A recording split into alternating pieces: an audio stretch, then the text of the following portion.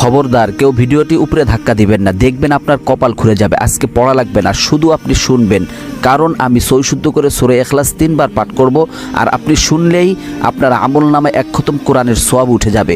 তো চলুন শুরু করা যাক। তো শুরু করার আগে যদি ভিডিওটি ভালো লাগে অবশ্যই চ্যানেলটি সাবস্ক্রাইব, ভিডিওটি লাইক এবং ভিডিওটি শেয়ার করার অনুরোধ করছি। তো চলুন শুনে আসি 3 বার। বিসমিল্লাহির রহমানির রহিম। قل هو الله أحد الله الصمد لم يلد ولم يولد ولم يكن له كفوا أحد بسم الله الرحمن الرحيم قل هو الله أحد الله الصمد لم يلد ولم يولد ولم يكن له كفوا أحد بسم الله الرحمن الرحيم قل هو الله أحد الله الصمد لم يلد ولم يولد ولم يكن له কুফুয়ান আহাদ।